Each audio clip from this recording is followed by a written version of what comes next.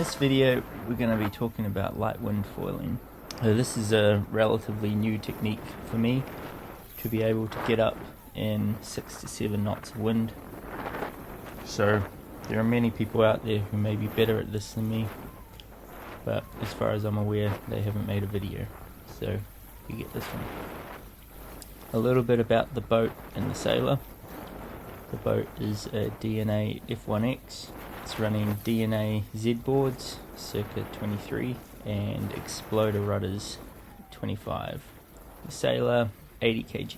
First of all, the setup of the boat. Anytime I'm foiling in light winds, I have the traveller in the middle, no easing of the traveller. I have differential in the rudders.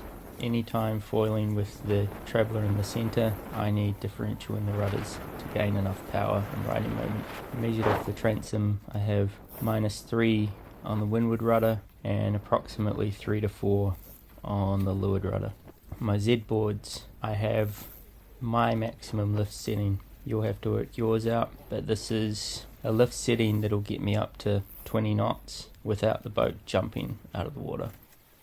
To get going, you need to get your boat in maximum power mode. This is approximately reaching. You'll sit on the boat, fly a hull and build the speed.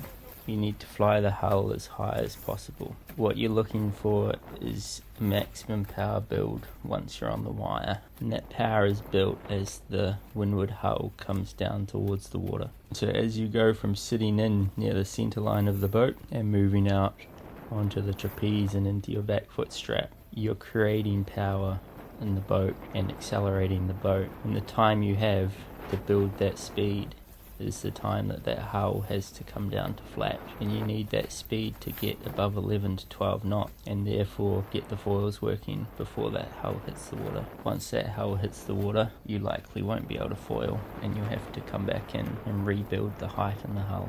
Once the hull is flying, I then need to build speed up past 9 knots.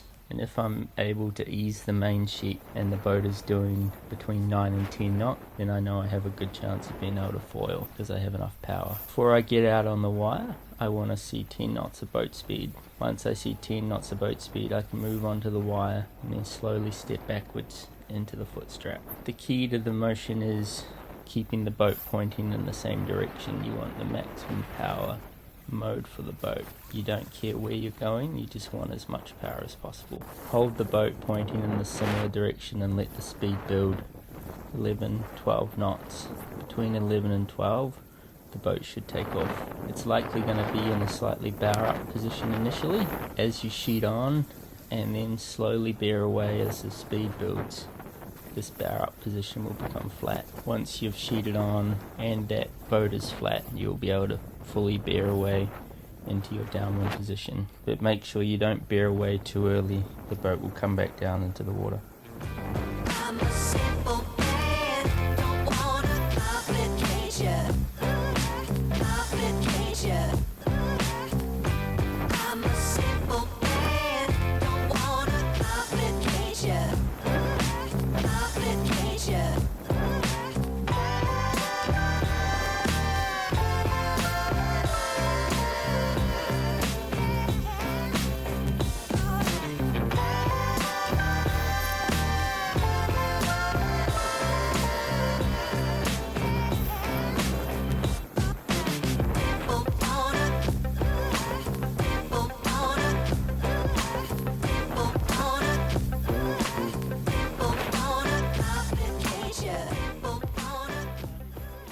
Foiling jibes while in light winds, you want the boat to be flat and going quite fast. You'll come in from the wire, and as you come in you've got to be careful not to turn the boat until you're in the center of the boat. You can have a slight bit of movement in the rudder, but once you're in the center you can then turn the boat.